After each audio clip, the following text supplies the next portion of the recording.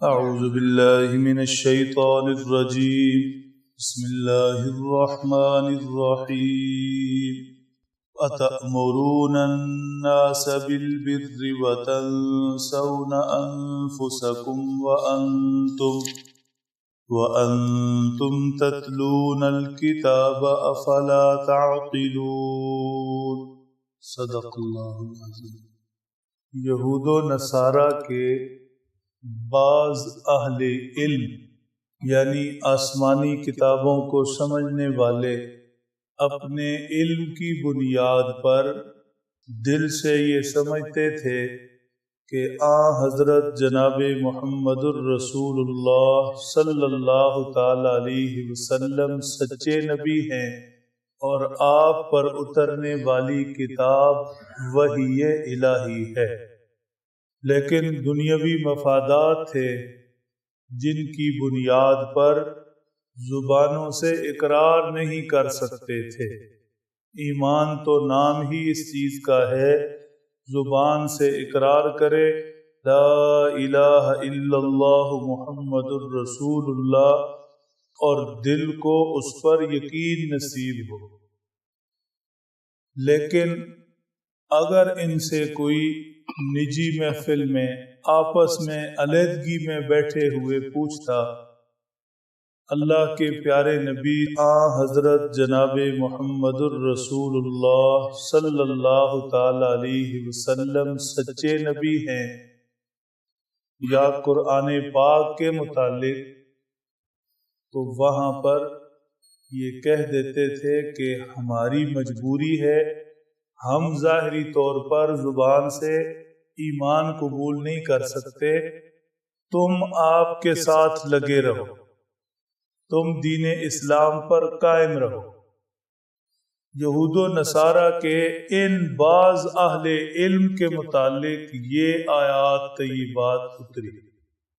چنانچہ فرمایا اتأمرون الناس بالبر وتنسون انفسکم، دوسروں کو تم نیکی کا کہتے ہو نجی محفلوں میں کہ تم ایمان پر اسلام پر قائم رہو، ہماری مجبوریاں ہیں، اور خود اس نیکی پر نہیں آتے، جانتے ہوئے بھی سمجھتے ہوئے بھی نیکی کہتے ہو اور کرتے نہیں. افلا تعقلون، کیا تمہاری عقل نہیں کہ ایک کام جو نفع کا ہے دوسروں کو اس کا کہتے ہو اور خود وہ نفع نہیں چاہیے، اور ایک کام کفر کا رستہ اختیار کرنا جو نقصان کا ہے دوسروں کو اس سے بچاتے ہو اور خود بچتے نہیں. افلا تعقلون، کیا تمہاری عقل نہیں؟ بظاہر یہ یہود و نصارہ کے ان بعض علم کے متعلق آیات ہیں، اتری ان کے متعلق ہیں، لیکن ہر وہ شخص جو نیکی کا کہتا ہے اور اس پر خود عمل نہیں کرتا اسے بھی یہی تنبیہ ہے. اتأمرون الناس بالبر، لوگوں کو نیکی کا کہتے ہو اور خود اس پر عمل نہیں کرتے، جانتے ہوئے بھی سمجھتے ہوئے بھی تمہیں عقل نہیں.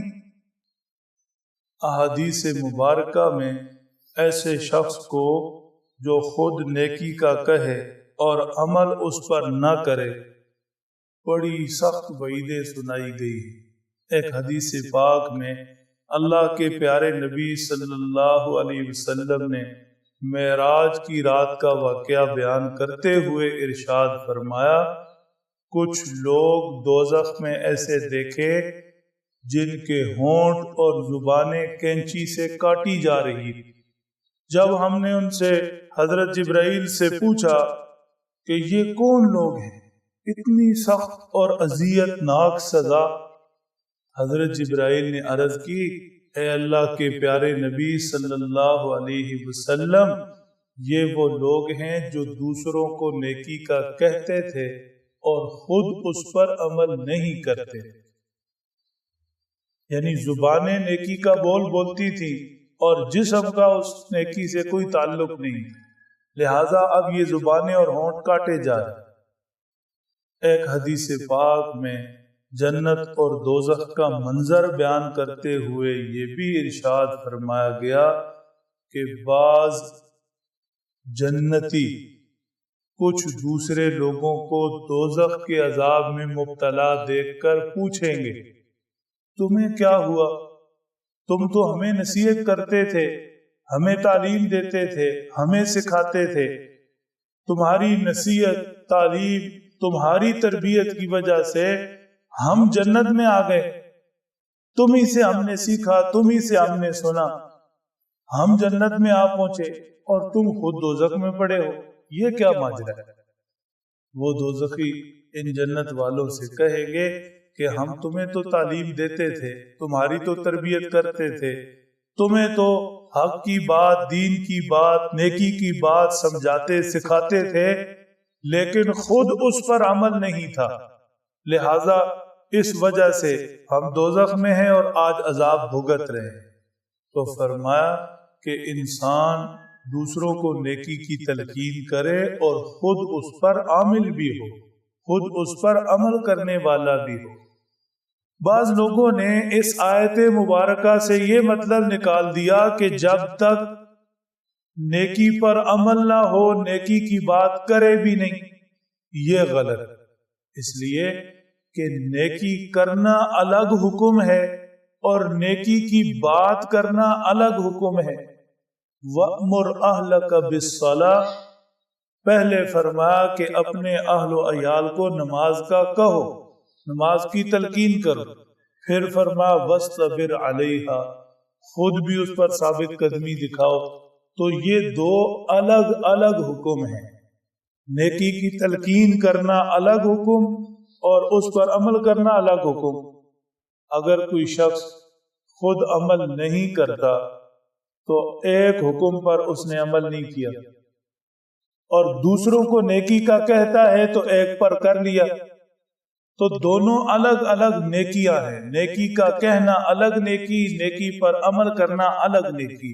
فرمایا جا رہا ہے دونوں نیکیاں کرو، کہو بھی اور کرو بھی، اور دونوں کو چھوڑنا الگ گناہ ہے، الگ الگ، یعنی نہ نیکی کا کرتا ہے، نہ نیکی کرتا ہے اور نہ کہتا ہے، تو دو جرم ہو گئے۔ لہذا اگر نیکی کرتا نہیں لیکن بات نیکی کی آ جائے تو کہتا ضرور ہے تو نیکی کی بات کہہ تو دی کم از کم۔ تو ارشاد باری تعالیٰ کا مقصد یہ ہے کہ نیکی کا کہو بھی اور نیکی کرو بھی، بالفرض اگر کسی نیکی پر خود عمل نہیں تو دوسروں کو کہنا مت چھوڑو، کیا پتا کس وقت کہتے کہتے زبان سے پھسل کر بات دل تک آ جائے۔ حکیم الامت حضرت مولانا اشرف علی تھانوی رحمت اللہ تعالی علیہ بہت بڑے عارف، اللہ کے ولی، بڑے عالم تھے، فرماتے اگر میں اپنے اندر کسی کمی کو محسوس کرتا کہ اس چیز پر میرا پابندی سے عمل نہیں تو میں اس کو اپنے بیان میں بار بار دہراتا تھا، بار بار دہراتا تھا تاکہ یہ بات میرے اندر اتر جائے اور مجھے اچھی طرح سمجھ آ جائے۔ معلوم ہوا کہ کوشش یہی ہو اور نیت یہی ہو کہ نیکی کا کہنا بھی ہے اور اس پر عمل بھی کرنا ہے، لیکن بتقاضۂ بشریت انسان ہے، کسی نیکی پر عمل نہ ہو سکے تو اس کا کہنا نہ چھوڑ دے۔ اللہ سمجھ دے، عمل کی توفیق۔